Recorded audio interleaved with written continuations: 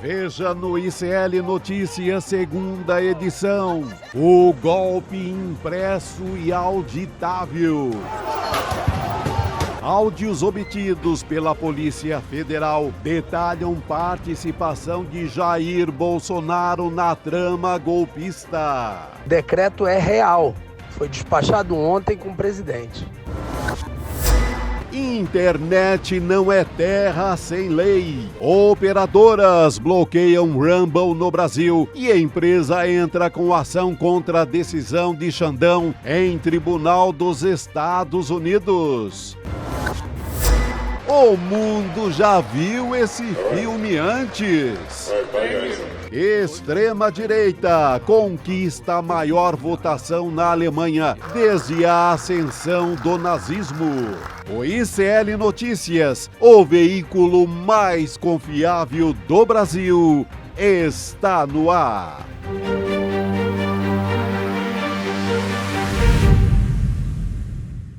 Está no ar e nós estamos ao vivo agora nos canais do Instituto Conhecimento Liberta, Eduardo Moreira, também da Voz Trabalhadora no YouTube e também boa noite para você que nos assiste pela Pop TV, pelo Rio Grande do Sul, começando a semana com áudios. A gente tinha descrição, transcrição de conversas, agora nós temos áudios aqui, hein? Chico Sá, Rodrigo Viana, boa noite. Olha, tem para todo gosto aí, viu? Tem com minuta, tem sem minuta, tem Bolsonaro tá no golpe, Bolsonaro tá com medo, tem Bolsonaro com medo de ser preso, tem Bolsonaro, tô dentro, vamos nessa, tem Bolsonaro desistindo. Fica aí a imprensa dizendo que não tem prova, né? É uma parte. Folha, né? Estadão, etc. Então, toma. Tá tudo aí. Tá aí para você. A gente tem aqui a Voz Trabalhadora, né, que é a nossa parceira, tem a Voz do Brasil e tem a Voz Golpista. A Voz Golpista. Hoje nós vamos mostrar a Voz Golpista, a voz dos golpistas, tudo aquilo que a gente já viu transcrito, mas tem voz, tem gente, em geral militar, por trás dos intentos golpistas que deram naquilo que a gente viu no 8 de janeiro e em outros, né, Gabi? Porque dia 12 de dezembro teve aquela quebradeira já no dia da diplomação. Isso. Enfim, eles foram aprontando em série, né? E aí foi orquestrado, né? Isso mostra que foi orquestrado e tinha dedo do ex-presidente, não só dedo, né? Tinha braço, tinha tudo. A anatomia inteira. É porque a orquestra pressupõe um maestro. Tinha um maestro. Né? Eu acho até demais chamar o Bolsonaro de maestro, né? Não cai bem, mas nesse caso a orquestra golpista tinha um maestro que tentou se esconder, né, debaixo do palco, mas ele apareceu. Apareceu bem aparecido. As vozes do golpe escancaram a presença do Bolsonaro. Para quem está com a gente, até convido a permanecer aqui, porque a gente vai mostrar, a gente separou trechos desses áudios, né, dos envolvidos, dos arquitetos do golpe. Daqui a pouquinho a gente vai trazer em detalhes. E olha, não tem ainda o celular do Braga Neto. Aguarde que esse é o próximo capítulo dessa história. Ainda não está transferido. Não, ali é o... Quer dizer, tem general também no meio, mas ainda não é o alto escalão. Não é. Não, o Braga Neto ali chupando aquele chicletinho dele e tal, e organizando, pedindo calma para os golpistas. Vem aí, breve neste cinema. É isso. A gente viu, né, aqui no Brasil, 22 e 23, uma tentativa de voltar para 64 e 68, né? 64 com o golpe, 68 com a AI-5. E a gente vê a Alemanha também fazendo esse caminho de volta, mas pela metade, né? Pela metade, felizmente, por enquanto, e tomara que seja assim mesmo, né? Mas relembrando esses tempos horríveis. Horríveis do nazifascismo. Vou começar por aí, Gabi, porque é outra notícia importante desse fim de semana e desta segunda-feira, além dos áudios que a gente tem de militares, né, tramando o golpe, implicando o ex-presidente Jair Bolsonaro na trama. Daqui a pouquinho, então, a gente mostra esses áudios, comenta, traz tudo aqui para você. A outra notícia importante deste domingo e desta segunda-feira, vitória da direita na Alemanha. Acabou a era Olaf Scholz, né, que era o primeiro-ministro do Partido Social Democrata. Acabou, derrota da centro-esquerda e vitória da direita tradicional na Alemanha. Né? A direita tradicional tem uma vitória importante, não estamos falando de qualquer país, estamos falando da maior economia da Europa. Vamos colocar o mapa rapidinho aqui, eu sei que todo mundo sabe da Alemanha e tal, mas, primeiro, é um país estratégico no centro da Europa, está entre as maiores economias do mundo, é a maior economia e o motor da economia europeia e o motor da política europeia e se move para a direita, de volta para a direita. Quem é que deve governar a Alemanha? Porque na Alemanha é parlamentarismo, falta montar o governo. Mas este país aqui, com mais de 80 milhões de habitantes, deve ter como primeiro-ministro. Vamos trazer aqui a manchete e colocar na tela um rosto que daqui para frente provavelmente a gente vai ver bastante por aí. Tá aqui, olha, Friedrich Merz deve ser o novo primeiro-ministro da Alemanha. De que partido que ele é? De que partido que ele é? Ele é do partido da direita tradicional, CDU, o partido da Angela Merkel. As pessoas se lembram bastante da Angela Merkel, porque ela ficou 15 anos no poder da Alemanha. Ele é do mesmo partido, só que ele é de uma ala mais à direita do partido de direita, né? Friedrich Merz. E como na Alemanha a extrema-direita avançou muito, para não perder terreno para a extrema-direita, ele foi fazendo um discurso também cada vez mais extremista, Chico, falando contra os imigrantes, falando em controle das fronteiras, aquele discurso mais duro mesmo, para não perder tanto terreno para a extrema-direita. Então, daqui a pouco nós vamos mostrar como é que ficou a composição do parlamento. É uma vitória do partido tradicional de direita na Alemanha, com um personagem agora mais à direita do que a Angela Merkel. A Angela Merkel era à direita na economia, liberal e tal, mas não admitia nenhum tipo de conversa com um nazista. Esse aqui, durante a campanha, ele foi para lá e foi para cá. Ficou com medo de perder terreno e chegou aí a flertar com a extrema-direita. E agora nós vamos mostrar aqui o resultado eleitoral para vocês entenderem melhor o que aconteceu na Alemanha. De um lado, vitória da direita e, em segundo lugar, ficou a extrema-direita, o partido herdeiro do nazismo.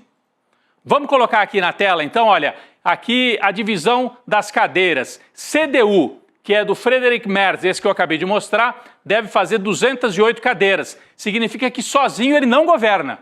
O CDU tem essa fatia aqui. Em segundo lugar, em azul, AfD, que é o partido herdeiro do nazismo. 152 cadeiras, gente, é muita coisa. 20% dos votos fez o partido neonazista na Alemanha, que teve o apoio, inclusive, do Elon Musk na sua convenção. O Partido Social Democrata, que tem mais de 100 anos, tradicionalíssimo, é um partido que já foi de esquerda e hoje é mais de centro-esquerda ou de centro, o SPD do Olaf Scholz, que é o atual primeiro-ministro, teve só 16% dos votos, é a maior derrota em mais de 100 anos. 120 cadeiras fez o SPD. Depois os verdes, aqui Grün, é o Partido Verde, 85 cadeiras, e o partido da esquerda, Die Linke, com 64 cadeiras. Essa aqui é a composição, a gente percebe que é um parlamento bastante fragmentado, Vamos trazer outros gráficos aqui que ajudam a gente a entender a história desta eleição. Podemos ir para o gráfico seguinte? Aqui também a divisão, são 629 cadeiras no parlamento, CDU tem 208, então não chega à metade. Aí você pode dizer assim, mas se juntar a direita com a extrema-direita, chega à metade das cadeiras, é verdade. Mas o partido CDU está dizendo que não vai fazer acordo com a extrema-direita. É o que eles estão prometendo agora. Fazer um cordão sanitário para isolar a extrema-direita, que teve mais de 20% dos votos. No país em que o Adolf Hitler governou, os neonazistas têm quase 21% dos votos. É a maior vitória da extrema-direita na Europa desde a Segunda Guerra Mundial. A gente pode dizer assim. Maior vitória da extrema-direita na Europa, pelo peso da Alemanha. É claro que a extrema-direita já governa na Hungria, mas não tem o mesmo peso da Alemanha. Então, se chegar a 21% à extrema-direita, é muita coisa. Então, esta aqui é a composição. Do lado da esquerda, se você somar os social-democratas, né, os verdes e o SPD, você tem quase 40% dos votos. Mas também não conseguem, se juntar os três, também não forma governo.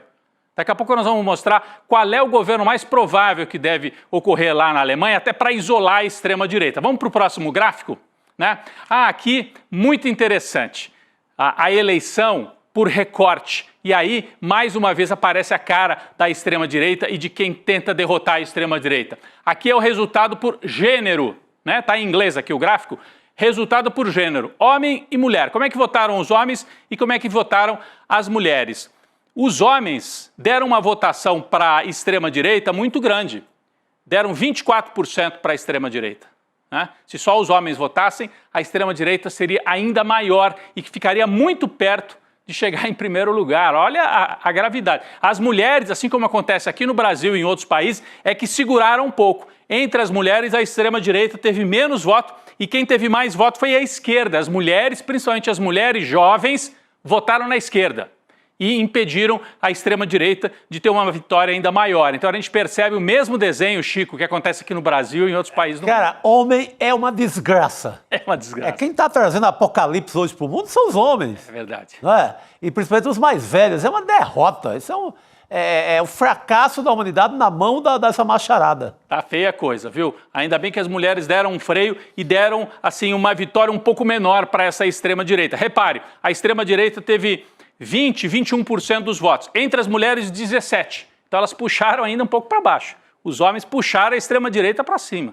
É situação complicada. Por grau de instrução também tem uma diferença interessante aqui. Vamos para o próximo gráfico? Para a gente entender, de novo, a eleição no país mais rico e mais populoso da Europa. Eleição por nível de educação, né? Como está aqui em inglês, é um gráfico da Deutsche Welle, né? Da emissora e do canal de notícias alemão. Quem tem só educação básica, né? Entre quem tem educação básica, a extrema-direita foi melhor. Aquilo talvez que o Gessé chamaria aqui do pobre de direita, nesse caso o pobre de extrema-direita, né? Quem tem educação básica na Alemanha deu 28% dos votos para a extrema-direita. Quando você sobe para um nível de educação um pouco mais alto, aí recua bastante a extrema-direita e fica só com 13%. Então, tem um recorte também de nível de instrução. E que pode ter a ver com uma série de outros temas que depois a gente vai tentar entender com as pessoas que são especialistas nisso. Mas também lembra um pouco alguns recortes que a gente viu aqui no Brasil. Vamos para mais um gráfico aqui, para a gente mostrar, olha o recorte regional, Lembrando que a Alemanha já foi dividida em Alemanha Oriental, comunista, e Alemanha Ocidental. Tá vendo esse recorte aqui, ó? Isso aqui é a eleição desse ano, 2025. O azul é a extrema-direita, é o partido neonazista. Ganhou em praticamente toda a antiga Alemanha Oriental. A Alemanha Oriental, que já foi a Alemanha comunista e que na reunificação ficou mais pobre. E aí gerou recalque. Né? As pessoas assim, olha, o que me adiantou a unificação? Se eu não ganho bem, se eu não fico com um pedaço dessa tal prosperidade, se entra um monte de imigrante aqui. E isso abriu as portas para o avanço da extrema-direita. Repito, olha o mapa em azul. Em azul é a antiga Alemanha Oriental tomada pela extrema-direita. Né? Tomada pela extrema-direita. O vermelhinho aqui, olha, é onde a centro-esquerda teve votação majoritária. Pouquíssimos distritos do país. E isso muda bastante em relação à eleição anterior. Olha, na eleição anterior, a esquerda conseguiu ganhar em boa parte da Alemanha Oriental e também da Alemanha Ocidental. Vamos ver de volta para 2025, um dos poucos lugares onde a esquerda, eu não estou falando centro-esquerda, mas a esquerda mesmo, né, o partido Die Linke, ganhou foi em Berlim. Isso aqui é Berlim, ó, capital. Então, jovens, moradores de Berlim e mulheres seguraram um pouco essa onda da direita e deram vitória para a esquerda, que chegou a 8, 9% dos votos. Aí estamos falando de uma esquerda socialista, não a esquerda social-democrata moderada de centro-esquerda. Esquerda socialista ganhou em boa parte de Berlim. Né? Esse é um recorte interessante. E um outro recorte. Vocês se lembram que tinha uma neonazista desse partido AfD que veio aqui para o Brasil, Gabi? Lembra? Lembro bem. Sim. Visitar uma certa pessoa também. Veio visitar a família Bolsonaro. Ela concorreu e perdeu. Apesar do partido dela ter avançado, ela é neta de um ministro de Hitler. Simplesmente isso, hein? Ela é neta de um ministro do Hitler. Está no nosso site, no icrnoticias.com.br. Vai lá para você ver os detalhes. A neta do ministro do Hitler, apesar do partido dela, a AfD, ter avançado, perdeu. E perdeu para quem? Para uma socialista. Uma mulher socialista em Berlim que conseguiu impor uma derrota para esta representante do partido neonazista. Vamos mostrar quem é que ela veio visitar aqui no Brasil? Ela esteve no Brasil durante o governo Bolsonaro. Nós temos foto. Olha aí, ó. Tá aqui, ó. Veio abraçar o Bolsonaro. e acabou perdendo a eleição. Essa é uma notícia boa no meio de tanta tragédia lá na Alemanha. Pelo menos essa amiga do Bolsonaro acabou derrotada e a esquerda socialista se fortalece um pouco na Alemanha, mas é um quadro bastante perigoso, né? É bastante complexo. O que pode segurar um pouco a onda da extrema-direita na Alemanha? Provavelmente quem é que vai formar o governo? A direita tradicional, não os neonazistas, a direita tradicional, se unindo com o Partido Social Democrata, que ficou em terceiro, derrotado, mas pode se juntar com a direita tradicional para impedir que a extrema-direita volte ao poder lá na Alemanha. Acho que eu até tenho aqui um gráfico que mostra a maior probabilidade de formação de governo. O SPD com o partido tradicional. É isso aqui, ó, né? Se juntar o partido do Merz, Friedrich Merz, com a social-democracia, passa da metade e consegue formar um governo para isolar a extrema-direita. É a probabilidade maior, mas vai demorar, viu, Gabi? Eles tem o The Greens ali, né, também, os verdes, que até poderiam, eventualmente, entrar junto, né? Aí vão fazer uma série de exigências de economia, de energia limpa, né, que é a grande pauta dos verdes, e que tem uma presença, é o país onde os verdes são mais fortes na Europa, talvez no mundo, é a Alemanha, né, Chico? Sim. 85. A gente começou a ouvir falar em Partido Verde por conta da Alemanha. Não é? Em lutas ecológicas mais arrojadas, a Alemanha. A Alemanha, e hoje fazem um papel importante. Você tem 3 forças de esquerda na Alemanha, social-democratas, meio decadentes, os verdes, né, que tem muito voto assim, do jovem e tal, e o partido realmente de esquerda, que é o Die Linke, né, que também avançou um pouco nesta eleição. O mais provável é a formação deste governo, juntando as duas forças aqui, daria 328 votos e faria o governo. Mas é um futuro incerto, como diz aqui a nossa manchete na tela, futuro incerto na Alemanha. O que é mais ou menos certo é que a extrema-direita deve ser isolada e não deve ir para o governo. É o que se espera. De qualquer maneira, mostra como esta onda está forte e bateu, inclusive, lá no país, que foi o país onde o Hitler governou até 1945. Esse é o quadro que eu queria trazer da Alemanha, mas vamos falar de Brasil também, Gabi? Vamos falar de Brasil? Hoje, o ICL Notícias, primeira edição, fez uma entrevista especial com o ministro Márcio França, né? O ministro do Empreendedorismo. Falou sobre vários temas, né? Conversou aqui com os nossos colegas no estúdio. Eu não vou retomar tudo, está aqui no nosso canal, tem à disposição a entrevista do ministro. Ele contou uma série de novidades, Chico, possibilidades de empréstimo, de cartão para os MEI, né? A turma que é MEI. E o nosso chat entrou em ebulição porque falou, ministro, nem a gente que é progressista acompanha o ICL. Está sabendo desses projetos que são interessantes do o governo. Cartão atingiu apenas 100 mil pessoas. É muito pouco num país... É nada, né? É muito pouco. Aí foi questionado, o ministro, aí o nosso chat, né, a Vivian Mesquita trouxe, né, para o ministro. Escuta, o ministro, legal o projeto, mas as pessoas estão dizendo que elas não sabiam. E ele cometeu aqui um sincericídio. Ou foi sincero mesmo, o ministro Márcio França? Falou, olha, de fato, tem um problema aí de comunicação. A gente está tentando descobrir como é que fura esse bloqueio. Porque ele falou, eu tenho 60 e tantos anos, eu não entendo dessa comunicação digital. O que eu faço é anúncio para passar na televisão.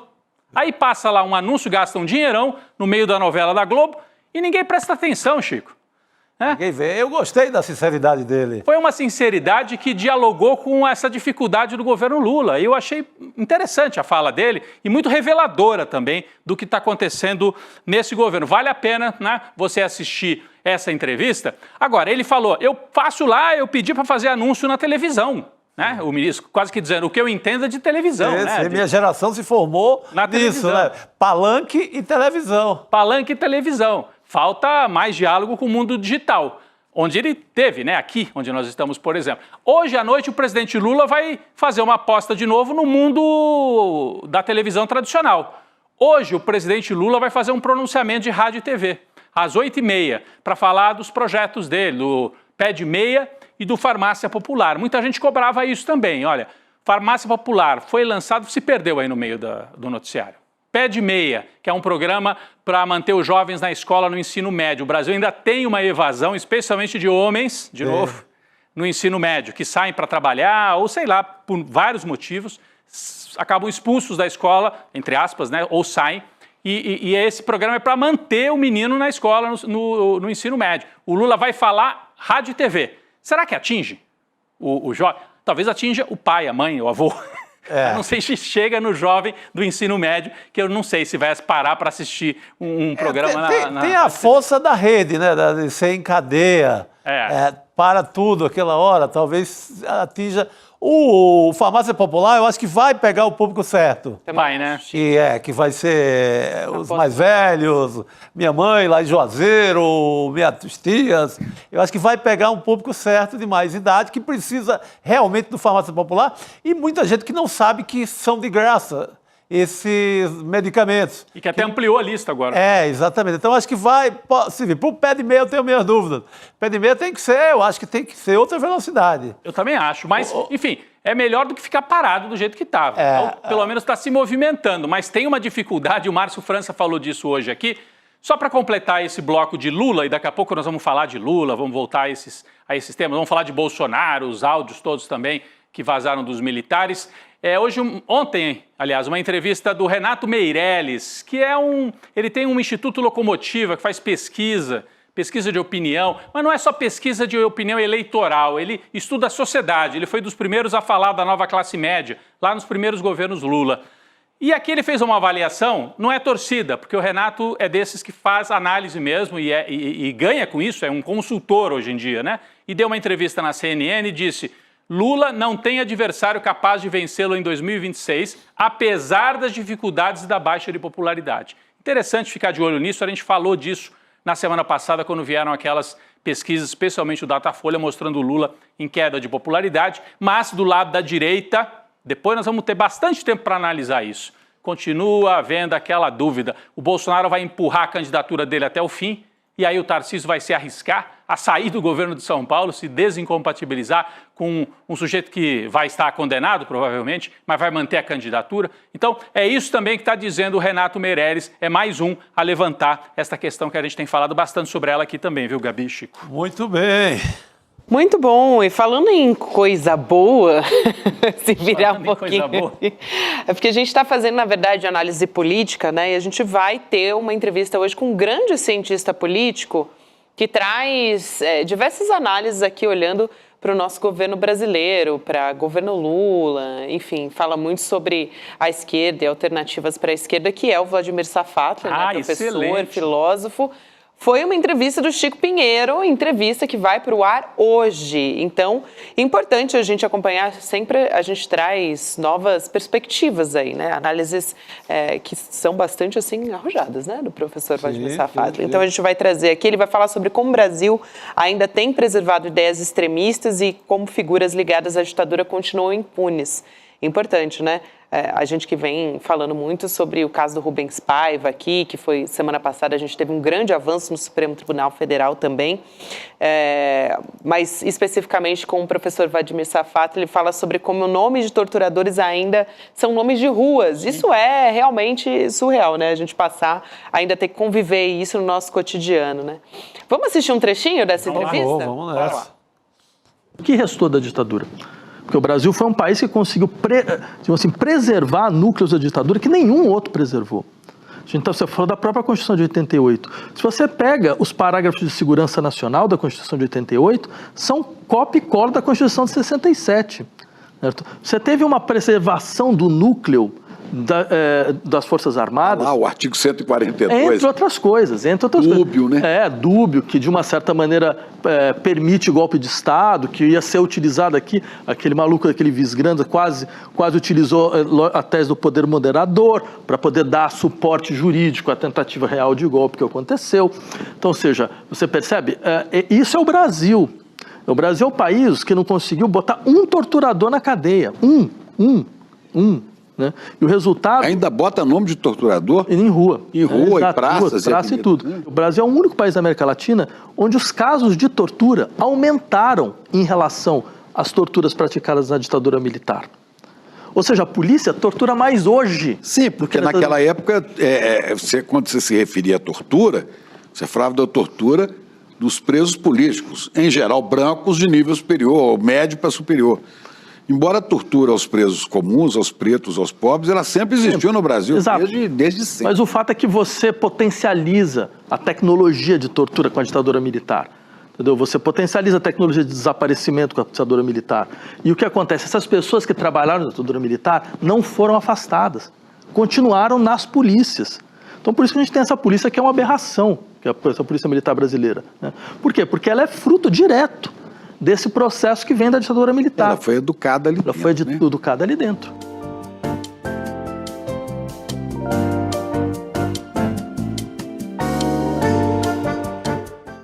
Daqui a pouco, hein, gente? Só continuar junto com a gente aqui, 7h30, o Chico Pinheiro entrevista o professor Vladimir Safatli, cientista político. Só o aperitivo, é muito bom o papo. O que eu vi aí, muito bom. Sim. Excelente. Essa coisa de nome de rua é um abuso, né? Não é só nome de rua, é nome de rua, colégio, praça. Militares que ainda recebem dinheiro do Estado, né? Por aí vai. Ah, sim, ainda estão as viúvas aí, todas recebendo dinheiro que foi de militar, conhecidamente torturador, né? Bom, até outro dia, o elevado Costa e Silva, o famoso minhocão de São Paulo, depois mudou o nome para elevado João Goulart, foi uma vitória. Sim. Mas até outro dia era elevado Costa e Silva, o presidente da ditadura, o segundo ditador, né, a governar o Brasil. Então, É um bom exemplo, né? Uma das mais conhecidas aqui de São Paulo. Exatamente. Bom, só lembrar também que para receber as novidades do Chico Pinheiro Entrevista também tá para acessar icl.com.br/Chico, que aí entra no grupo do WhatsApp e recebe antes. Então, recado dado aqui. Muito bom. Gente, e aí, vamos para os áudios? Áudios! Tá todo mundo querendo, hein? Aliás, Chico, sabe, você movimentou o chat hoje, hein? Falando aqui verdades a respeito dos homens héteros. Olha, o chat aqui ficou empolvoroso. Aumento de quê? A macharada, votando na extrema-direita. Cara, porque é uma desgraça. Pega a eleição no Brasil, são sempre eles, né? Sempre eles. Os fãs do Chico Bando Sack, de reaça miserável, né? Miseráveis. Pelo amor de Deus. Miseráveis. Já garantindo o prensadão da semana, já. Por Chico favor. Manda no prensadão, né? Que é o Vamos nosso- lá, Bernardo. Pra quem não sabe o que eu tô falando, vai nas redes sociais do ICL e dá uma procurada lá. O prensadão, o pessoal vai achar que é outra coisa. Não, Também esse é é. o nosso prensadão das redes. O Prensadão é um resumo da semana com a parte mais bem-humorada nossa, né? Digamos assim. Maravilhoso, eu espero a semana inteira pra isso. Também. Eu espero a semana inteira pra isso. E também estou esperando pra tocar os áudios aqui no ICL Notícias segunda edição, gente, porque a gente vai trazer áudios que comprovam, né, que mostram, na verdade, melhor dizendo, que o ex-presidente Bolsonaro estava no centro da trama dos golpistas, né? Exato. A gente tem áudios obtidos pela Polícia Federal justamente apontando para isso. Conversas entre integrantes do Exército, indicando que o Bolsonaro não estava só ciente, não só sabia da minuta do golpe, mas ele atuou também para isso. A gente vem falando muito a respeito disso aqui. E a Elô Vilela vem participar da nossa mesa redonda. Vamos lá. Vem pra audição. Vem pra audição. Boa Boa, não podia ficar fora dessa, claro né? que Pelo não. amor. Vamos lá. Vamos lá. Já vou chamar o primeiro Toca. áudio, então. Roda hein, aí, gente? Gabi. Já vou puxar o primeiro bloco aqui. Num desses áudios tem o general Mário Fernandes, ex-chefe dos chamados Kids Pretos do Exército, revelando a participação de Bolsonaro na minuta. Então a gente vai tocar o primeiro trecho aqui. Vamos lá. Kid Preto, falei com o Renato, o decreto é real. Foi despachado ontem com o presidente.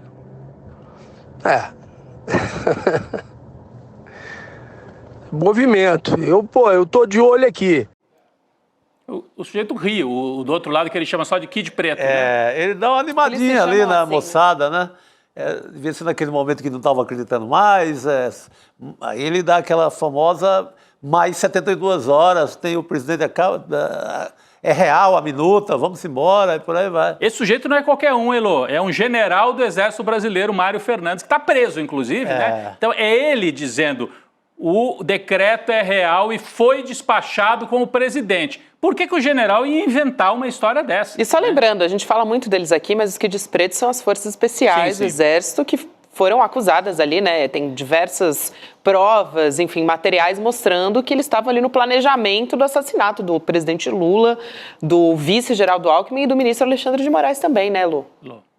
Eu acho que essa frase dele é essencial, né? O decreto é real, foi despachado ontem com o presidente. Isso daí diz exatamente tudo que a gente precisa ouvir. É mais uma das provas da participação ativa do ex-presidente nessa trama golpista. E é o que a gente hoje pode usar para refutar as pessoas que ainda insistem em dizer que o Bolsonaro não sabia, que o Bolsonaro... Quase como se o Exército, as Forças Armadas tivessem inventado um golpe do qual ele nem estava sabendo. Não, ele participou, ele editou a minuta golpista e ele autorizou o plano do punhal verde e amarelo que queria assassinar o Lula, o Alckmin e o Alexandre de Moraes. Então tá aí, o decreto é real e foi despachado ontem com o presidente. Na voz do general Mário Fernandes. Sim. Na voz do general. Não era assim, um sujeito acampado lá na porta do quartel que está passando história que ele ouviu falar. É o general que está no centro da história falando.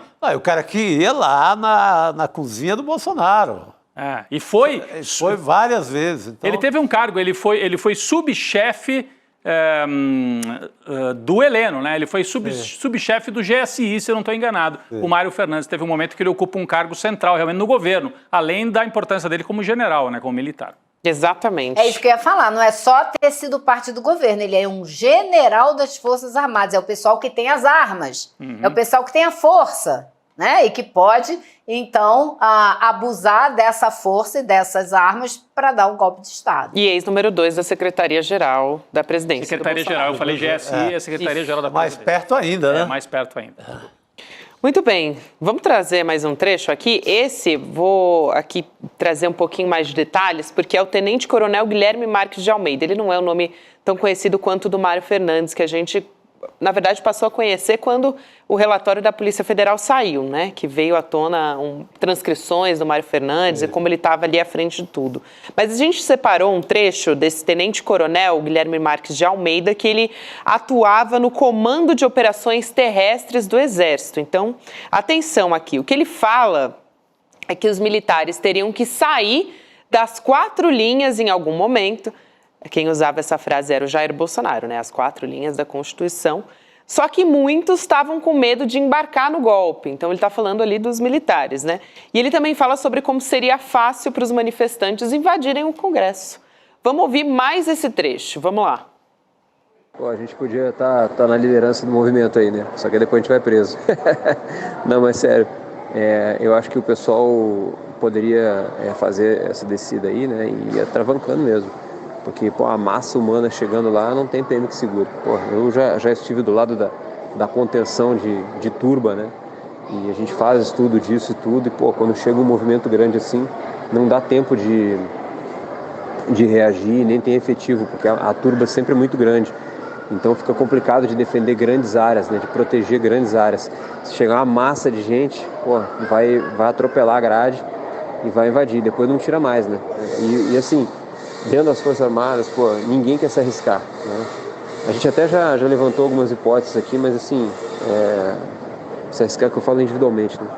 A gente levantou as hipóteses de colocar alguém para fazer essa, mas assim, é só a hipótese levantada e na raia miúda, porque no comando ninguém quer correr risco, né? Então fica bem complicado. A gente teria meios e gente para fazer isso, mas essa decisão nem chega no nível. Os caras já cortam logo, não tem nada, então bem complicado.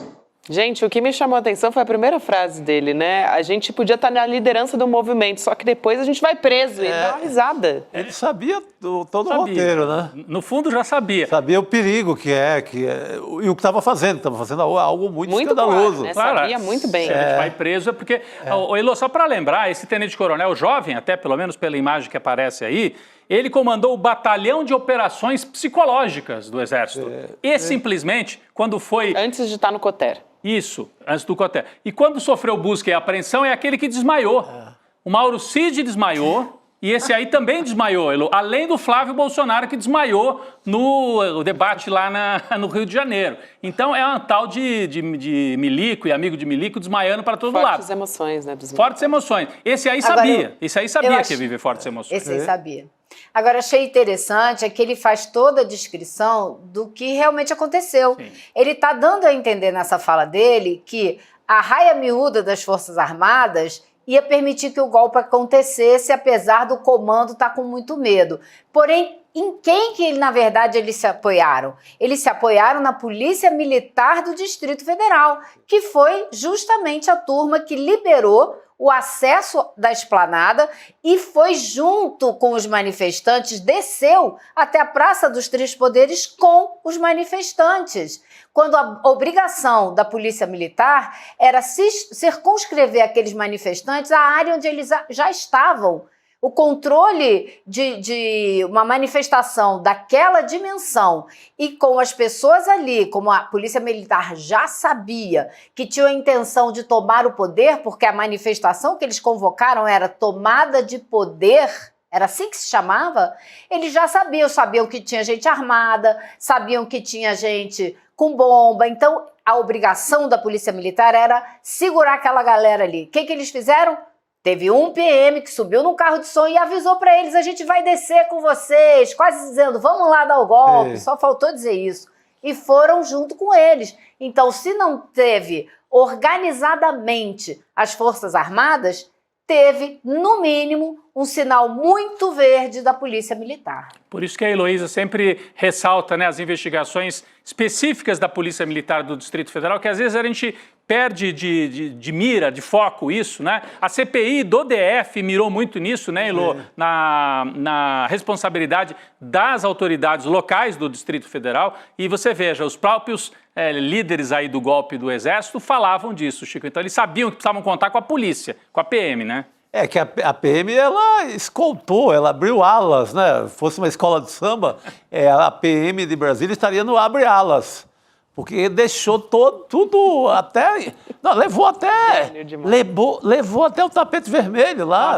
Abre alas. E esse PM que a Elo fala podia ser o puxador do samba, então, total, né? Ele foi em cima do caminhão e ele fala, vamos com vocês, a gente abre para vocês, né? Totalmente, o puxador do samba. Edevan.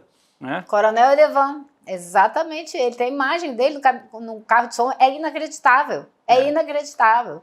E esse cara tá solto, tá? Tem vários PMs presos, esse cara tá solto. Tem quase todos que estão presos foram indiciados pelo CPI do Distrito Federal, sendo que um deles não foi e está preso também. Então, assim, tem tanta coisa nessa história da PM, mas o essencial é isso, não tinha um braço armado organizado, teve a PM. Importante. Eu achei esse áudio o mais importante até agora. Aliás, foi o que mais impressionou também. Esse eu não lembro de ter visto transcrição. É que foi tanta coisa também lá naquele relatório da PF, que era 800, 900 páginas. Eu não lembro desse trecho, mas ouvindo agora, ele fala com uma tranquilidade, ele ri, né, como a Gabi ressaltou, que a primeira frase... E depois ele fala, não, mas falando sério. Mas falando sério. Brincando. A gente vai preso, mas falando sério, né?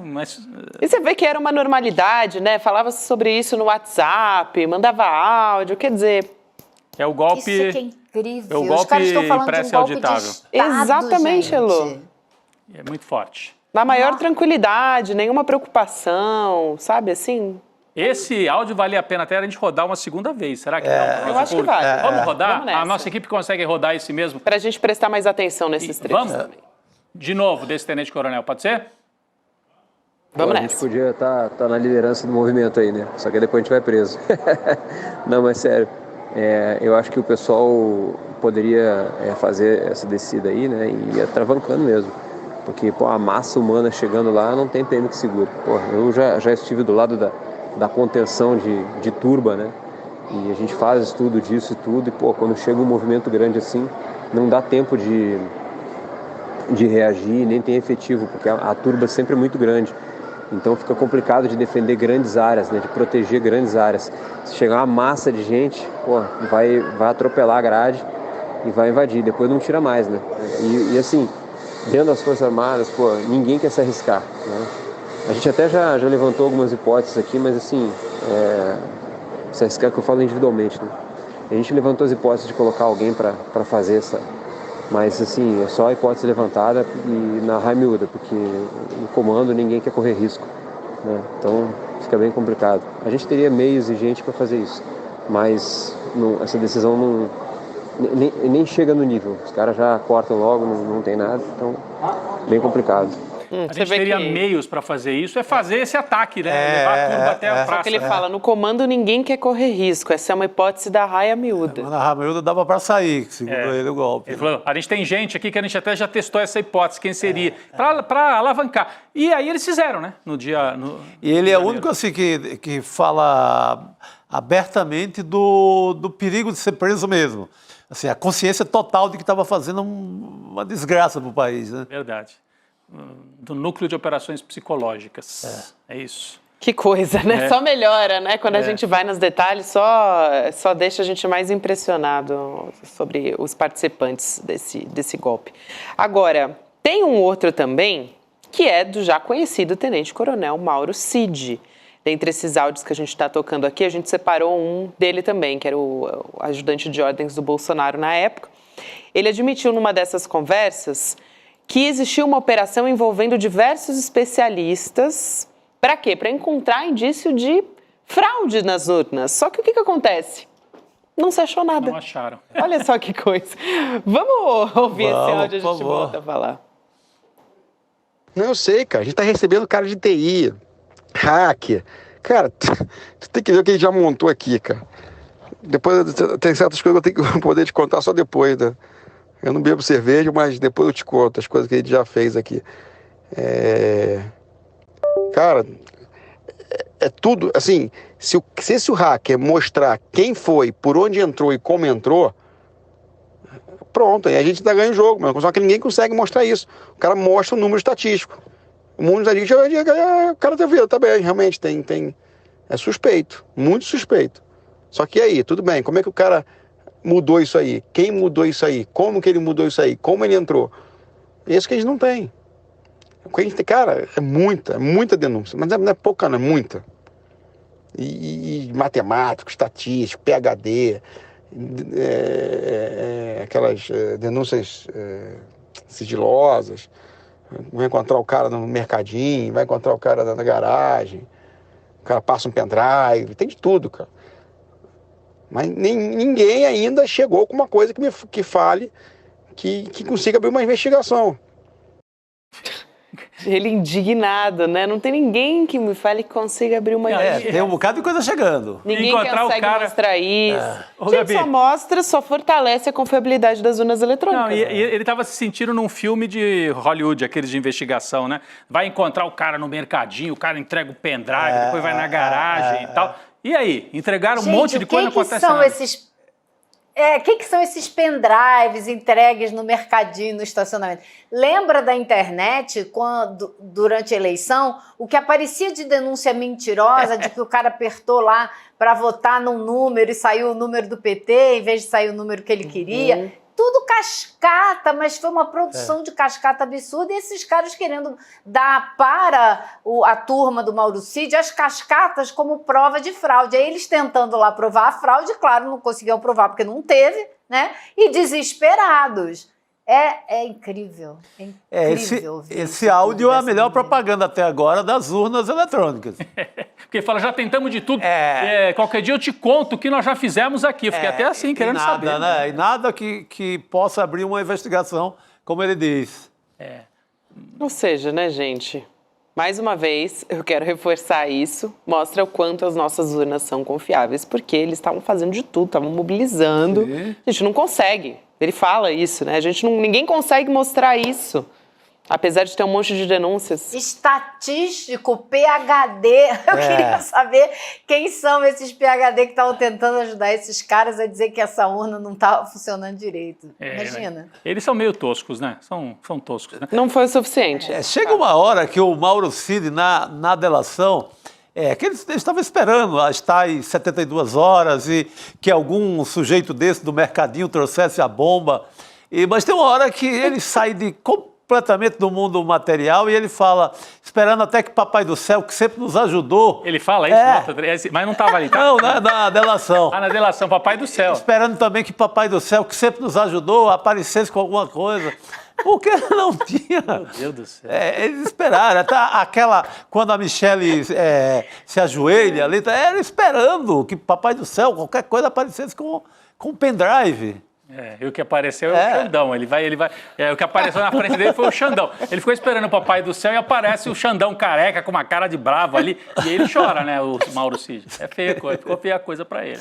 Não, ficou mesmo. Ele ficou emocionado, né? Depois, foi o mesmo dia que ele desmaiou também, né? Como a gente disse, eles enfrentam fortes emoções. Agora, eu não entendi essa parte. Eu não tomo cerveja, mas depois eu vou contar pra você. Quer dizer o quê? Não, é que ele ia dizer assim... Eu não sou do social, assim. Não, acho que ele ia falar, vamos tomar uma cerveja que eu te conto. Mas eu nem tomo cerveja. Vai dar pra ser na cerveja. Mas nós fizemos cada coisa que eu fiquei assim, nossa, eu fiquei... Meu Deus do que Que coisas, né? Doida pra saber. Que coisas loucas eles fizeram no palácio. Eu fico pensando... Sadomasoquismo? Eu achei, fico pensando em alguma coisa. Talvez, né? Não sei. Aquele monte de homem vestido de farda, né? Que loucura. Loucura. Ai, olha. Curioso pra saber. A única alternativa que a gente tem depois de tudo dessa tragédia é se divertir um pouco. Rir dela, né? Porque é difícil. Porque não deu certo, né, gente? Tá rindo porque senão não deu a gente certo, não estaria... né? De fato, Elô, de fato. É muito sério. A gente tá rindo, mas é absurdo, né? Porque tem que virar humor numa hora, né? A tragédia, ela vira ali algo tragicômico depois. Junta com a comédia. Bom, gente, vamos virar um pouco a página dessa tragédia? Mas ficar na política ainda, Vamos ficar na política ainda, mas trazendo novidades. Novidades, né? Estratégia de comunicação do governo Lula. O Rodrigo até comentou na abertura do programa que o presidente Lula vai fazer um pronunciamento hoje em cadeia de rádio e televisão. Vai falar sobre o pé de meia, que está tentando diminuir a evasão escolar, que é um problema seríssimo do Brasil. Principalmente no ensino médio. A gente teve quase 10 milhões até 2024, ano passado. Isso a gente falando aqui, o pé de meia do ensino médio especificamente, né? Agora, esses benefícios vão começar a ser pagos amanhã, né, Lô, com uma parcela de R$1.000. E outro, que é importantíssimo também, e eu acho também, Chico, que mobiliza muita gente, que é o Farmácia Popular, que é um trabalho da Nízia, que estava ali, praticamente não se falava nisso, né? Faltou fazer ali um trabalho de divulgação. Que bom que vamos falar de farmácia popular, Elô. Como tantas coisas nesse governo. Sim. Vamos começar pelo pé de meia? Vamos. Porque é o seguinte, eu queria acrescentar uma coisa que você falou na abertura, Rodrigo, se essa maneira de comunicar vai chegar para quem usa o pé de meia, né? Mas a gente tem que lembrar que a gente está falando, a maioria esmagadora, estudantes menores de idade. E quem vai ter que olhar isso são os pais, né? Então não são necessariamente os estudantes que vão ver isso. Se os pais tomarem conhecimento, eles vão levar os filhos no banco para eles começarem a receber esse dinheiro, o dinheiro ficar lá depositado até eles terminarem o terceiro ano do segundo grau, né, o ensino médio. E quem já está terminando vai receber pela conclusão do ensino médio e ganha mais R$200 para fazer, se tiver feito o Enem. Agora, o que eu acho importante, talvez seja por isso que o governo decidiu anunciar, é que teve uma tentativa de boicotar esse programa. E quem tentou boicotar esse programa foi um juiz do TCU, né? O Nardes. E o Nardes, a gente não pode deixar de lembrar quem é, né, Augusto Nardes? O que ele fez? Que a história dele lhe condena? Ele, em 99, ele era deputado federal, ele foi o presidente da bancada ruralista, né? Só para pegar de leve. E ele foi para o TCU justamente como uma indicação do PP, do partido do Arthur Lira, por coincidência. Será que é coincidência? Não sei. Fato é que ele agora no TCU foi lá e bloqueou 6 bilhões do programa Pé de Meia, dizendo que estava errado, que estava tirando dinheiro de onde não podia tirar, tudo mentira. Era um dinheiro de um fundo de educação que estava parado, que o governo aproveitou para dar tempo de começar esse programa esse ano, para o Pé de Meia entrar no orçamento do próximo ano. Causou um rebuliço, muita falação. A gente até trouxe aqui a Tabata Amaral para falar sobre isso, porque ela é uma grande entusiasta do programa, a pressão foi muito grande e o pleno, digamos assim, do TCU derrubou a decisão única do Nardes. Agora, o Nardes não só foi isso tudo que eu falei, como também foi ele autor de uma gravação que veio à tona em 2022, que é uma gravação claramente golpista de quem participava ativamente das tramóias do golpe. Esse cara ainda não está indiciado em lugar nenhum, mas a apuração da Polícia Federal nada impede que que uma hora dessas o nome dele chegue lá. Eu acho que ele não devia mais estar no TCU. Depois que apareceu o áudio dele, claramente tramando, ele pediu uma licença médica de mansinho, sumiu do TCU e voltou na surdina no ano seguinte. Só que agora está aí mostrando o que veio, né? E a gente tem o trecho dessa gravação, eu acho, né? Exatamente, Elô, temos. Tá pronto. Hoje é a noite dos áudios. Hoje é dia de áudio. Vamos nessa. Roda. Demoramos, mas felizmente acordamos. Demoramos, mas felizmente acordamos. O que vai acontecer agora? Está acontecendo um movimento muito forte nas casernas. Eu acho que é questão de horas, dias, no máximo uma semana, 2, ou talvez menos que isso, que vai acontecer um desenlace bastante forte na nação. Torcida pelo golpe, tá claro, Total, né? mais um. Acreditava de forma veemente, assim, que tinha golpe. Ele fala nas próximas horas, ele era da turma da espera mais 72 horas. Mais 72 horas. Mas estava lá no conluio, estava ouvindo, né? Mais impressionante é o começo desse áudio, quando ele fala, finalmente acordamos. Finalmente acordamos, ou seja, ele não só está falando que o golpe está sendo gestado, como ele se coloca dentro desse grupo, ele se coloca como uma pessoa que acha que é isso mesmo que tem que acontecer. Está muito claro, para mim não resta a menor dúvida. E ele está mandando esse áudio por um amigo do agro, e ele diz, avise nossos amigos do agro. Ele pede para avisar. Ou seja, também nessa fala dele, ele traz para dentro da trama golpista a turma do agro, são os financiadores, que está faltando aparecer aí nessa denúncia da Procuradoria-Geral da República. O Elô, eu queria aproveitar e trazer, junto com essa história do Farmácia Popular, esse mal-estar, né, que você vai trazer para a gente também da sua apuração de bastidores aí sobre a reforma ministerial, porque a ministra da Saúde, Anísia Trindade, ela ficou sabendo da saída dela do cargo ali na saúde pela imprensa. Então, a gente tem até aqui a manchete, na coluna da Mônica Bergamo, da Folha de São Paulo, traz informações também sobre esse desconforto.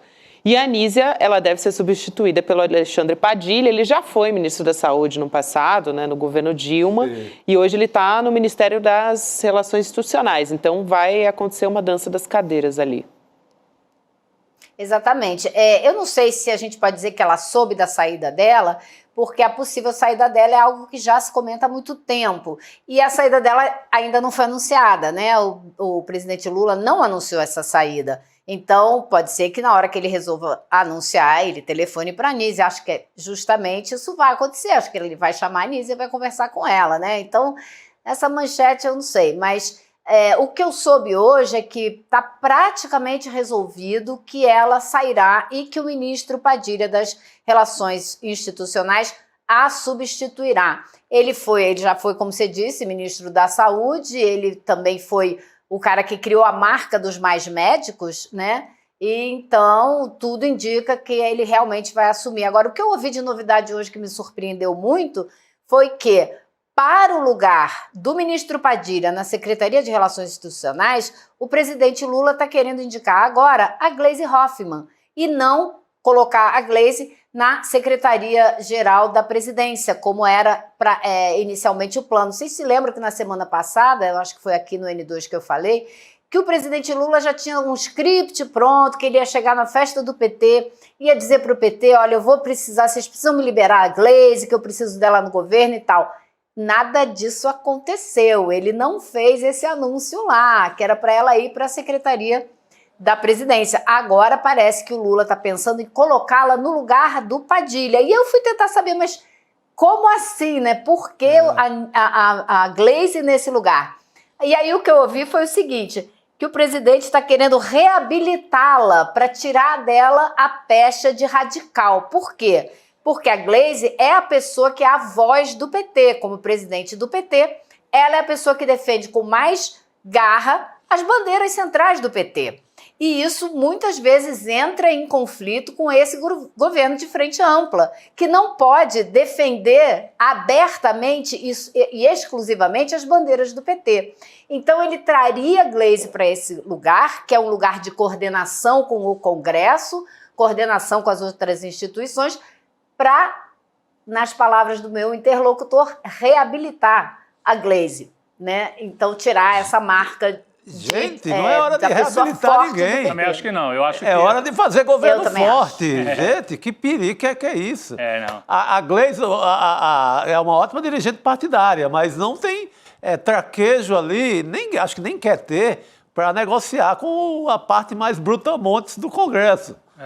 Acho que a Gleisi vai bem na Secretaria-Geral. Não, e não só isso, acho que também não é hora de perder uma voz tão forte como a dela na defesa dos programas sociais, da luta contra a injustiça, né, de todas as bandeiras, da luta contra os juros altos, fazer esse contraponto que muitas vezes várias alas do governo não podem fazer, né? Muita gente comentando aqui no chat, concordando a respeito disso que você falou, Chico. Elô, obrigada por hoje. A gente se vê ao longo dessa semana, querida. Valeu, Elô. Obrigado. Boa noite, querida. Ok, até amanhã, pessoal. Até. Gente, aqui também a gente está falando sobre essas pautas. Tem um comentário, a Tainã, na verdade, Ramos, diz aqui, a Gleisi é forte, colocá-la nesse local, eu não sei se é uma boa ideia, pode prejudicar a viabilidade do governo, manifesta também uma preocupação em fortalecer as pautas da direita e da extrema-direita. E a gente teve hoje, falando em extrema-direita, algo que nada contra essa maré. Vocês viram a manifestação ali contra um torturador, né, um acusado de tortura no Rio de Janeiro. Durante a ditadura? Aliás, é um militar que é acusado de ter participado da tortura do Rubens Paiva. Exato. O próprio Rubens Paiva. Tortura, da morte e do desaparecimento. Mais ou menos 100 jovens ali que se reuniram nesse grupo, eles são do Levante Popular da Juventude, foram na frente da casa dele, do José Antônio Nogueira Bellian, que é um ex-general acusado de ter participado da tortura do Rubens Paiva, depois culminou no assassinato dele, né, do ex-deputado durante o período da ditadura, e essa manifestação que foi muito inspirada, assim, muito impulsionada, né, pelo Ainda Estou Aqui, que essa semana a gente vai ter o Oscar, a gente está esperando até, né, por de repente, um prêmio. Levar uma estatueta para casa. Mas vamos ver Tem imagem dessa manifestação? Vamos lá. Bom dia, Zé Antônio, como vai? Bom dia, Zé Antônio, como vai? A verdade é justiça, juventude, cada um vamos esquecer a ditadura para escrachar. José Antônio Nogueira Belran. José Antônio Nogueira Belran. Ex-general. Ex-chefe do DOI-CODE. Ex-chefe do DOI-CODE. E torturador de Rubens Paiva. E torturador de Rubens Paiva. Nós não nos esquecemos. Nós não nos esquecemos. Nós não perdoaremos. Nós não perdoaremos. Nós ainda estamos aqui. Nós ainda estamos aqui. Belran, né? Belran, na muito frente forte, do prédio, né? Fortíssimo. Muito forte. Vê como coisas simples em relação à manifestação podem ser feitas e comunicar como nada, né? Sim. 100 jovens na frente do acusado de tortura, de ter torturado o Rubens Paiva, sabem que mora no Leblon, na zona sul do Rio. Flamengo, né? Acho que é no Flamengo. Flamengo, zona sul do Rio, no Leblon. Por que não? Por que esse cara vai ficar a vida inteira impune? Tem ninguém que vá na frente da casa dele, na padaria, que tente algum protesto mínimo? O Levante Popular da Juventude tinha feito já, eles chamam de escrachos, né? Eu cobri alguns deles na época da Comissão Nacional da Verdade, fizeram também em São Paulo, com o pessoal que participou do DOI-CODE de São Paulo, porque esse general Belran era do DOI-CODE do Rio de Janeiro. Cada capital brasileira tinha o DOI-CODE, Belo Horizonte, São Paulo, Rio, Porto Alegre, Recife, né? O DOI-CODE era o centro de tortura, centro de inteligência, mas também de tortura, né? Para perseguir a turma de esquerda, a turma de oposição. Então, muito forte. Tem a fotografia dele, hein? Do Belran. Temos. Vamos ver a fotografia desse general? Aí, ó, este é o general, que imagino agora deve estar bem mais velho, mas é a fotografia que nós temos dele e que sofreu esse escracho à manifestação do Levante Popular da Juventude, ligando o general à tortura, sequestro, à morte do Rubens Paiva, Gabi. Exatamente, e eu acho muito bom, Chico, quando você fala que comunica de uma forma muito simples, né? Porque eles dão um bom dia, José Antônio Nogueira Bello. Até para informar a população que ali reside um general da reserva, eles chamam ele de general, bom, general da reserva, o general de pijama, como também popularmente é conhecido, quem vai para a reserva, e que ali mora, naquele prédio que todo mundo passa na frente no Flamengo, mora esse senhor. E no momento que a gente está resgatando a história do Rubens Paiva, é importante. Sim, amanhã vamos resgatar com mais ênfase ainda. Né? Vamos nessa. Antes da gente falar, até, Rodrigo, sobre isso, a gente vai também trazer um outro caso aqui de São Paulo, né? De uma agressão contra o Rubens Paiva. Agora, o José Antônio, né, dá para dizer, imagina só como que ele acordou, né? Fiquei imaginando, sonhos intranquilos, certamente. Manhã de Kafka. Manhã, né? Foi uma manhã de Kafka. Metamorfose para ele. Com certeza, Chico. Agora, o Rubens Paiva, ontem o Marcelo Rubens Paiva, né, filho do deputado Rubens Paiva, foi agredido. No pré-carnaval, a gente tem um bloco grande, para quem não conhece, né, em São Paulo, mas enfim, é muito popular, cresceu muito, que é o Acadêmicos do Baixo Augusta. Vai lá no centro de São Paulo, ali na Consolação, desfila, é uma multidão e ele foi homenageado, o Marcelo Rubens Paiva. Ele estava lá quando, do nada, do mais absoluto nada, jogaram uma lata, uma mochila nele. E do lado do Marcelo estava o nosso diretor de programação do SL Notícias, o Maurício Arruda, que também foi atingido, né? Ele leva ali de raspão a mochilada. Falei com o Maurício agora há pouco, mas acho que a gente tem a imagem. Vamos mostrar a imagem? Imagens. Aí, ó. Olha aí, voa o objeto. O Maurício foi atingido. Pegou na cabeça. Ainda bem que foi atrás da cabeça. Pegou na cabeça. O Maurício de boné aí de pé é o nosso diretor, o Maurício Arruda, que estava ali do lado do... Ele é amigo pessoal do Marcelo Rubens Paiva e todos os anos vai com o Marcelo nesse desfile, né? E olha a cena, gente. O Paiva estava com a máscara da Fernanda Torres. E com uma camisa do Corinthians também ali. Pelo que metade bloco, metade Corinthians. Exatamente.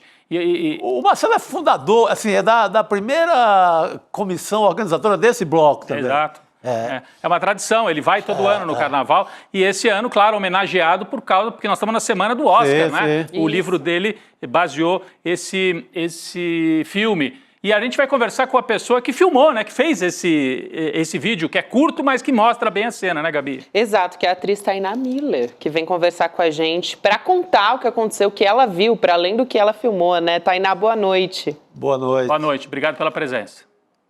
Opa. Nós estamos ouvindo a Tainá? Será que é aqui? Ou ela que precisa liberar o áudio? Vamos lá. Ela vai liberar o áudio pra gente. Desculpa. Agora sim, te ouvimos, Tainá, imagina. Conta pra gente o que você viu, boa né? Boa noite. Boa noite. Pois é, e acabou que sem querer eu registrei essa cena lamentável, né? Inclusive o vídeo é curto, tem 2 segundos, porque eu paro de filmar na hora pra ver se o Marcelo tá bem. Sim. Não deu pra entender direito o que tinham jogado nele, sabe?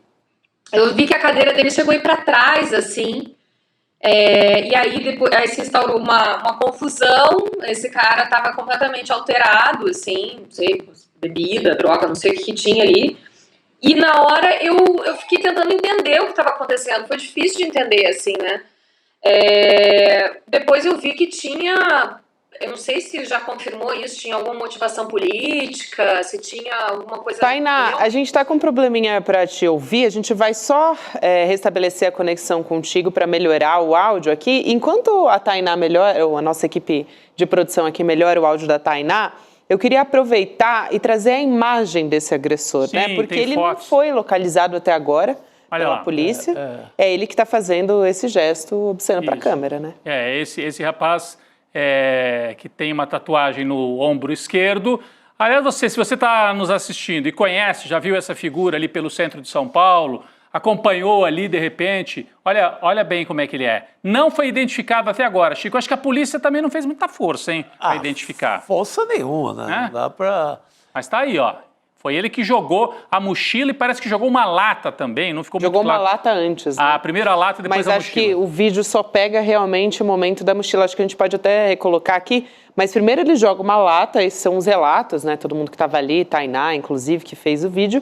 Na sequência, joga a mochila. E é tudo muito rápido, né? Não, inclusive essa é a pergunta que a Tainá estava fazendo, é que o áudio não estava bom, Chico, mas no mesmo momento ficou, é motivação política. Vamos aguardar a investigação? Sim. Pode ser que seja, realmente, né? Porque tem essa coisa da extrema-direita. Mas pode ser alguém alterado, alguém fora de controle. Um loucão de carnaval, né? Também. Também de carnaval. A Tainá voltou. Mas, assim, o que é grave, de qualquer forma, é a agressão, né?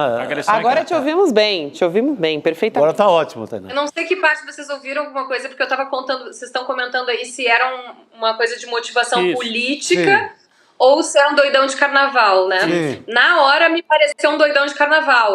A pessoa tava claramente, o cara tava muito alterado. Não sei se era bebida, droga, o que era. Mas pareceu um doidão de carnaval. E depois é que começaram a levantar essa suspeita de talvez ter alguma coisa de motivação política também, né? Não sei. Eu sei que eu gravei a cena é curta, assim, né? Tem 2 segundos, porque é isso, eu vi que, né, que eu não sabia o que tinha jogado, na verdade. Aí só eu consegui ver a mochila, foi tacada com tanta força que só voltando, assim, pra ver que era uma mochila mesmo. E aí acertou o Maurício também. Aí eu mandei pro Maurício, porque eu também não sabia, assim, né? Eu não postei nem nada, porque eu pensei, sei lá, se o Marcelo, enfim, vai querer falar disso, ou repercutir isso, mas aí eu mandei pro Maurício e parece que o Marcelo já até deu declaração, né? Enfim, sobre essa... O Marcelo permanece no bloco depois disso? Eu não acompanhei com tanto detalhe assim. Você que estava ali do lado. Ele fica ali, ele comenta alguma coisa? Você conseguiu conversar com ele logo depois ali? Então, ele voltou, ele saiu, foi pro carro, né? E aí eu não vi mais o Marcelo. Não sei se ele ficou no bloco, porque eu fiquei na rua também, assim. Eu sei que depois dessa situação... A confusão continuou, o cara queria continuar jogando coisa, entendeu? Por isso que talvez tenha alguma coisa assim, contra o Marcelo especificamente. Olha, o Maurício Né? Arruda... Porque o cara, ele tava bem... Tainá, o Maurício alterado. Arruda acabou de escrever aqui para mim, dizendo, não, o Marcelo ficou assim, curtiu o carnaval e, por fim, o que acabou vencendo foi a alegria, né? Porque ficou essa imagem dessa agressão, mas o Marcelo ficou e o carnaval e o bloco também seguiram adiante, né? Mas fica essa imagem, ainda mais porque a gente está falando de violência, de um filme que retrata a violência no Brasil, né? E de uma covardia, né? Assim, é muito chocante, na verdade, a cena, né? É uma covardia, imagina, uma pessoa, um cadeirante, sei lá, pode, né? Eu fiquei muito triste, assim, com isso que aconteceu. E o Marcelo, um momento brilhante que tá vivendo, né? Assim, poxa, eu tenho certeza que o Brasil vai levar pelo menos um Oscar, não sei vocês, se vocês já fizeram um bolão aí. Com certeza. Com certeza. Na torcida total. Vamos transmitir, inclusive. Se não levar nenhum arroba, eu tô nesse mood já aqui. Ô, Tainá, eu queria saber de você, porque pareceu que foi tudo muito do nada, né? Porque ele joga, tava todo mundo ali comemorando, e fica todo mundo muito surpreso. Ele falou alguma coisa em algum momento, antes ou depois, enfim. O agressor, você diz, o né? agressor, exatamente. Olha, na verdade, eu tava querendo até... curiosa e jornalista, queria ficar mais perto, meu marido me afastou da cena. Porque ele ficou, acho que, com medo do cara ter alguma outra coisa, né? Sei lá, a gente nunca sabe, né? Esse tipo de... As pessoas malucas, assim. Então eu vi que ele tava fazendo gestos só. Eu não cheguei a ouvir se ele falou alguma coisa. Eu não sei se, talvez, quem tava mais perto da cena conseguiu ver se ele sabia que era o Marcelo. Isso tem uma curiosidade pessoal de saber. Se essa agressão foi direcionada mesmo, porque dava pra ver que ele tava muito louco. Muito louco, isso com certeza. Entendeu? Então não sei se... As fotos mostram bem isso. Mas no local ali, tava o Maurício e o Marcelo muito separados na multidão. Assim, parece corda, né? que era alvo mesmo, né? Tem uma corda. Tem uma corda. O cara jogou de fora da corda. Sim. Pra dentro. E eu frequento esse bloco, gente, desde o nascimento dele, assim. E nunca... Imagina, o próprio Marcelo, né, um dos fundadores, assim, nunca aconteceu nada desse tipo, de agredirem, jogarem coisas nas pessoas que estavam dentro, assim. Realmente foi bem impactante. Vamos aguardar a identificação do sujeito e saber... Mas a desconfiança por um histórico de violência da extrema-direita, não é? A extrema-direita que já matou um militante do PT aí no Paraná no ano da eleição, que é autora de várias e várias manifestações violentas, daí até automaticamente passa-se a pensar que pode ser uma manifestação política, mas não se sabe, não é, tecnicamente, se foi ou não. Vamos aguardar, né? Vamos aguardar. Vamos aguardar para ter certeza, Gabi. Que importante, Pode, porque ele jogou duas coisas. O que eu achei estranho é que ele jogou duas coisas, né? Ele ficou jogando e ele queria seguir agredindo. Isso que me chamou a atenção, que me parece que a agressão foi direcionada, né? Que não o foi uma alvo coisa só aleatória. Que o alvo era o Marcelo? Jogou ali porque quis zoar alguma coisa. Eu acho que pode ser, sim. O Marcelo está num momento de muita evidência, né? A história a história do filme, né, incomoda muita gente, sim, né? Tem muita gente que defende a ditadura, enfim, a gente vive nesse momento maluco, né? Então, eu acho que não é impossível que tenha sido bem direcionado mesmo essa agressão. Sem dúvida. Tainá, que bom que você estava lá e que você registrou esse momento, quer dizer, que bom não, porque foi uma cena muito infeliz, mas ainda bem, né, porque pelo menos a gente tem mais uma ferramenta de prova ali. Sim, temos a imagem. Polícia, enfim, para a gente conseguir identificar esse agressor. Obrigada por estar aqui com a gente, Tainá. Tainá, que inclusive, além de atriz, também é jornalista, ela fez essa observação aqui importantíssima. Valeu, muito bom. Querida. Boa noite. Obrigada, até uma próxima. Bom, gente, estamos falando de Marcelo Rubens Paiva, ele é um dos entrevistados da Juliana Dalpiva, ele e Vera Paiva, filhos do ex-deputado Rubens Paiva, no webinário, né, no evento que a gente vai ter amanhã aqui no ICL. Então, amanhã, 8 horas da noite, a gente vai transmitir essa entrevista inédita da Juliana Dalpiva, que conta a história da família do Rubens Paiva, né? Então, a gente aproveita também para lembrar todo mundo de fazer a inscrição em icln2.com.br para poder acompanhar. O Edu também vai ter um evento ao vivo ali para a gente transmitir também a entrevista, né? A gente tem o QR Code aí na tela, você que está nos acompanhando na TV, pega o teu celular, né, direciona para o QR Code e vai entrar ali um pedido para que você ponha o seu nome e o e-mail. Dura menos de um minutinho.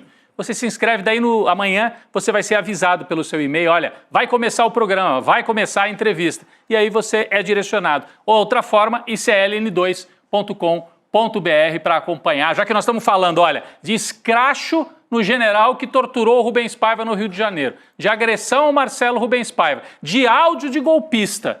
Tem tudo a ver, né, nessa semana. Olha, e você que viu o filme...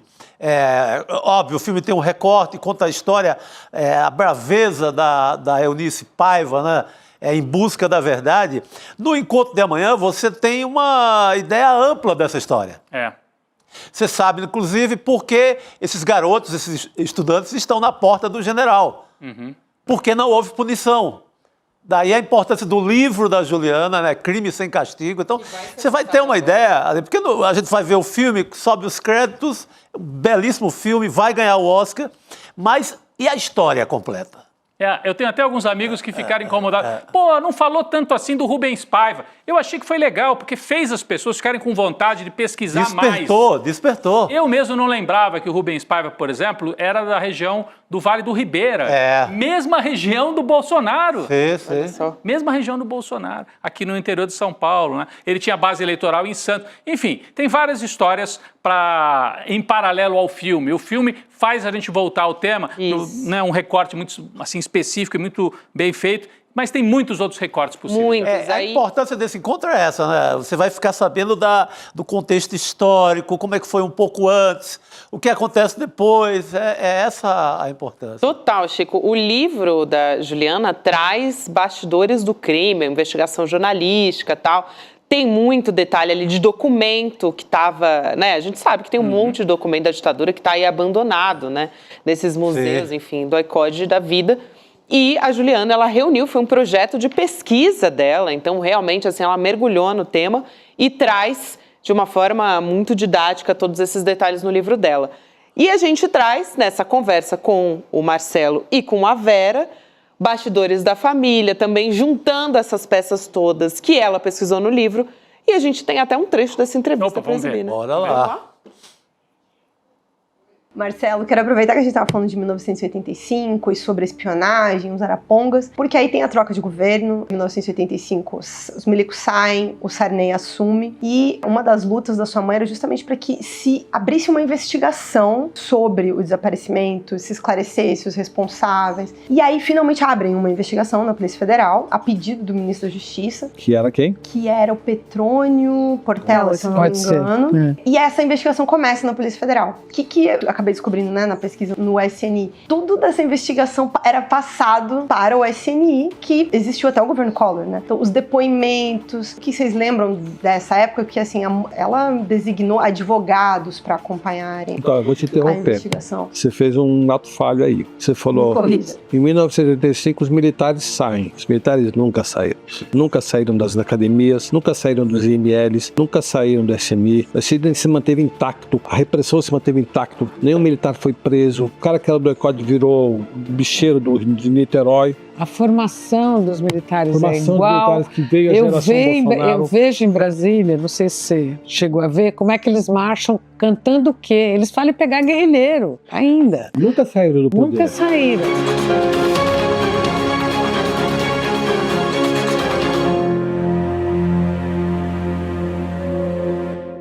Pensando então, para quem está assistindo pela TV, né, ou então em outra tela, tem o QR Code e tem o iceln2.com.br, não deixa para fazer depois, porque aí você vai esquecer, vai fazer outra coisa, e amanhã já é a entrevista. Então, assim, depois vai perder, aí vai falar que a gente não avisou, então já faz agora. A hora é agora. A hora é agora. Vamos seguir aqui, vamos virar a página para falar de assuntos internacionais, mas também afeta a gente aqui no Brasil, né? Tem a ver com a extrema-direita, né? Tem a ver com a extrema-direita, infelizmente vamos ter que falar novamente, né? Sobre a extrema-direita. Tem a ver com uma rede social, não é todo mundo que conhece, né? A Rumble, que é, vamos dizer assim, uma rede social muito parecida, uma plataforma muito parecida com o YouTube. A Anatel anunciou hoje que está praticamente completo o bloqueio dessa rede social aqui no Brasil, Chico Sá. E aí vamos explicar um pouco por que dessa ordem de bloqueio, né, que foi do ministro Alexandre de Moraes, do Supremo. Aconteceu na última sexta-feira porque a Rumble descumpriu ordens judiciais do Brasil. Então, mais uma vez, mais um episódio parecido com aquele do X, né, que foi também um descumprimento judicial. Primeiro, a Rumble, essa rede, não retirou do ar um perfil do Alan dos Santos, o blogueiro bolsonarista, né? O bolsonarista que está lá nos Estados Unidos, foragido, exatamente, Chico. E depois também não indicou um representante legal no país. Então, muito parecido com o caso do X, hein? Foi a mesma coisa que aconteceu no X. Não indicou o representante legal, depois teve o bloqueio do X, que o Alexandre de Moraes determinou. Então, tem mais um capítulo dessa história, porque no domingo a Rumble entrou com uma petição num tribunal dos Estados Unidos para suspender a ordem do Moraes. E aí foi uma ação conjunta, gente, com a Trump Media, que é Technology, né, que é uma empresa, claro, do Donald Trump, né, presidente dos Estados Unidos. Só que os advogados estão dizendo que essa ação da Rumble e da Trump Media é um absurdo jurídico. Então, essa história, né, que está nesse imbróglio, e a gente tem vamos dizer assim, uma correlação entre essas duas empresas de tecnologia, né? É que tem um impacto um pouco menor, ou bem menor do que o caso do X, porque ninguém quase usa Rumble no Brasil. Isso de um lado. Então, quando o Alexandre de Moraes bloqueou o X, o antigo Twitter, teve um tremendo impacto. Jornalista, formador de opinião, político, artista, todo mundo usava o Twitter, ou o X. E aí bloqueia, teve um impacto. Agora, de um lado, não tem impacto no público, mas tem um impacto ainda maior porque mexe diretamente com o sujeito que é o presidente dos Estados Unidos da América. Né? Quer dizer, o Rumble, muita gente chama de rede do Trump, né? É uma rede social do Trump. Então, mais uma, né? Ela é pouco conhecida, pouco usada no Brasil, mas ela é usada pela extrema-direita. É um lugar por onde a extrema-direita passa suas mensagens quando outros canais ficam bloqueados. Olha aí, ó, muita gente nem sabe, né? Rumble é assim a cara desta rede social, Chico. Aí, Chico, antes de passar para você, eu só queria explicar porque os advogados, assim, especialistas estão dizendo, ali no Tilt do UOL, que é um portal especializado em tecnologia e tal, Estão dizendo que é um absurdo jurídico porque está revogando a ordem judicial de um ministro do Supremo Tribunal Federal, de uma decisão judicial de um outro país. Então, eles dizem, em tese, isso já configura um absurdo jurídico. O absurdo cometido pela Rumble lá nos Estados Unidos, não é isso? Sim. Parece muito, né, com o caso do X de desobediência. O Xandão também havia pedido para retirar vários perfis na mesma linha Alan dos Santos no X, e o X não cumpriu. Daí a decisão mais arrojada do Xandão. Repete-se isso aí. E a novidade é esse processo na Justiça dos Estados Unidos contra o Alexandre de Moraes. Que aí eu vejo mais como uma peça de politização da história, um pouco por conta dessa gritaria da extrema-direita lá nos Estados Unidos, da extrema-direita brasileira. A gente tem que levar em conta que o Eduardo Bolsonaro, pago e eleito pelo povo de São Paulo, ele praticamente mudou de país, ele virou um deputado internacional. Pelo que eu sei, ele não faz há século nada, projeto, zero linha a favor do povo de São Paulo. Ele é eleito aqui em São Paulo e ele está passeando nos Estados Unidos fazendo essa propaganda permanente contra o Alexandre de Moraes. E esse processo vem muito nessa levada aí.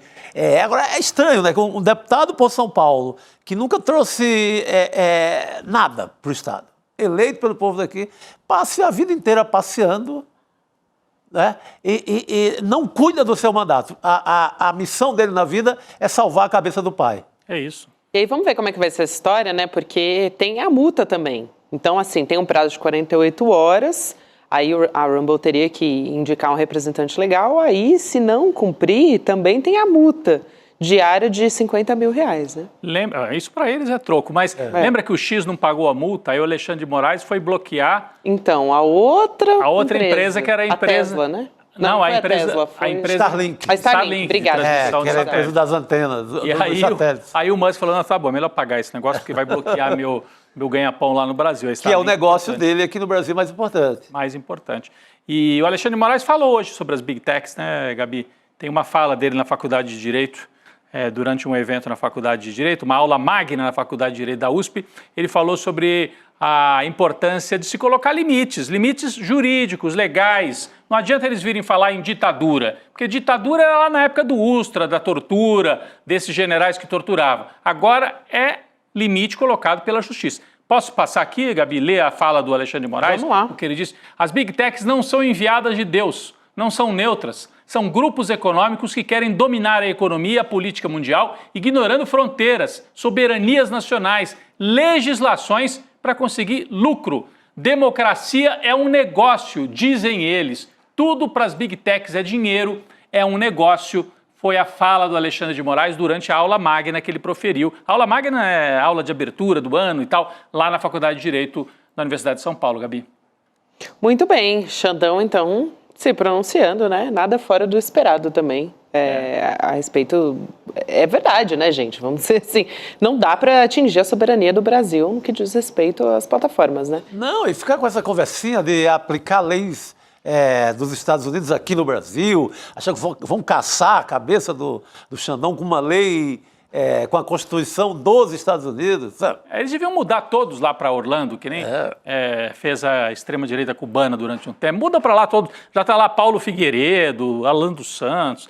O Eduardo Bolsonaro podia se candidatar a deputado e ficar por lá, né? Deputado lá nos Estados Unidos, que é a terra dele, né? É a terra deles, Estados Unidos. Tem gente até dizendo aqui, eu usava o Rumble quando eu estava em Portugal e tal, enfim, o pessoal fazendo os relatos aí. Bom, eu conheço pouquíssima gente que usa eu também nunca passei por aí, por esse mundo. Agora que a gente está mais ouvindo falar a respeito disso por causa do Trump, justamente, né? Vamos também voltar a falar das eleições na Alemanha?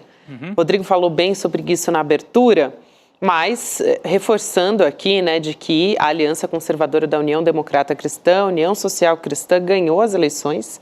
Essa aliança vai formar, né, o novo chanceler do país, o Friedrich Merz. Então, o que chamou a atenção, como a gente destacou aqui, foi o avanço da extrema-direita, que teve a sua maior votação nos últimos tempos, desde o nazismo. Infelizmente, a AfD, que é a alternativa para a Alemanha, com 20,8% dos votos, ficou em segundo lugar. E a gente tem aqui os gráficos para mostrar como é que ficou esse resultado, como é que vai ficar o parlamento a partir disso. Então, esse resultado, a gente vai colocar aqui na tela das eleições da Alemanha, né? Aponta para um parlamento bem fragmentado, uma negociação bastante difícil para formar o governo, e a extrema-direita, até onde tudo aponta, o CDU está apontando que não quer saber da AfD, né? Até agora, mas também a gente não sabe como é que as coisas vão caminhar. A gente tem ali na esquerda CDU, centro-direita, com 28,6% das cadeiras, né, 208. Aí na sequência, um azul um pouquinho mais claro, né? A esquerda é um verde água, do lado tem um azul que é a AfD, que é a extrema-direita, que vem logo na segunda posição. Em terceiro, a gente tem em cinza a SPD, que perdeu bastante espaço também, né? Centro, alguns dizem centro-esquerda também. Aí a gente tem os verdes em laranja, né? Assim, um contrassenso, mas está em laranja, com 11,6%. E a Die Linke, que aí sim chama atenção porque é mais à esquerda e cresceu, né, Cresceu Rodrigo? um pouco. E a gente tem 8,8%, porque as lideranças não tinham nenhuma expectativa de que talvez estivesse na formação ali do parlamento, porque precisa de 5%. Conseguiu 8,8%. É isso. Então chamou a atenção aqui para dar os destaques principais. Aliás, amanhã, no Em Detalhes, a gente vai falar sobre as eleições na Alemanha também, viu, Rodrigo? Não, é que eu fiz alguns recortes da eleição na Alemanha na abertura do programa, mas a nossa equipe aqui de edição fez outro bem interessante. A esquerda teve muito voto entre os jovens, o que dá alguma esperança, né? A gente tem um gráfico, o recorte por idade, não é isso? Podemos colocar aqui na tela o recorte por idade na Alemanha?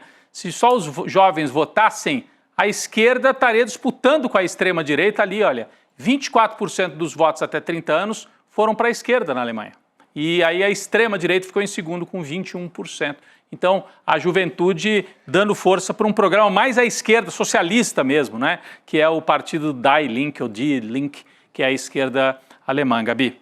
É isso aí, então a gente tem esse destaque, pelo menos o que dá um certo respiro também. Sim. Que é uma resposta, né? A Andrea Dipp, que está na Alemanha, nossa correspondente, colunista do islnoticias.com.br, também falou, isso é uma resposta à extrema-direita avançando. Viu? Especialmente as mulheres, o que o Chico falou na abertura. A gente fala dos jovens, mas foram as mulheres jovens que votaram na esquerda.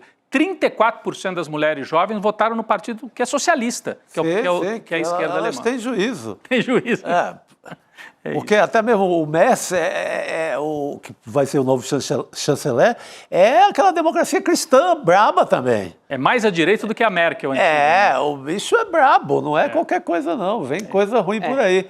Agora eu estava tão assombrado que eu achei que ia dar nazismo na cabeça mesmo. O nazismo ficou em segundo.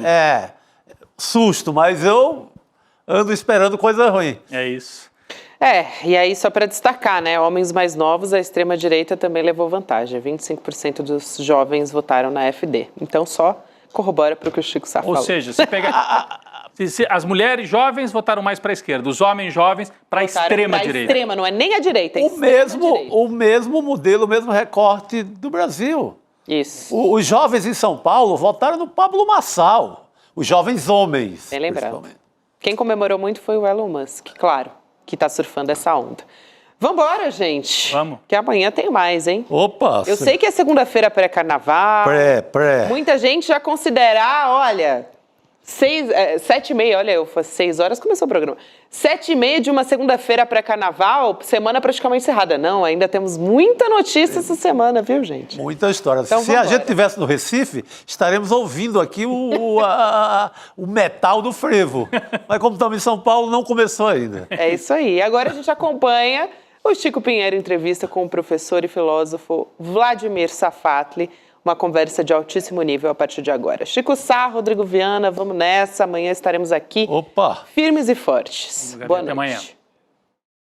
É amanhã o nosso encontro com Marcelo Rubens Paiva e Vera Paiva, filhos de Rubens Paiva e Eunice, para a gente conversar sobre o Crime Sem Castigo. O filme que está emocionando o mundo Ainda Estou Aqui tem como personagens o Marcelo e a Vera, e eles vão contar pra gente amanhã detalhes dessa história, um encontro forte, emocionante e necessário. Vai acontecer amanhã às 8 horas da noite, horário de Brasília. Um abraço e até amanhã.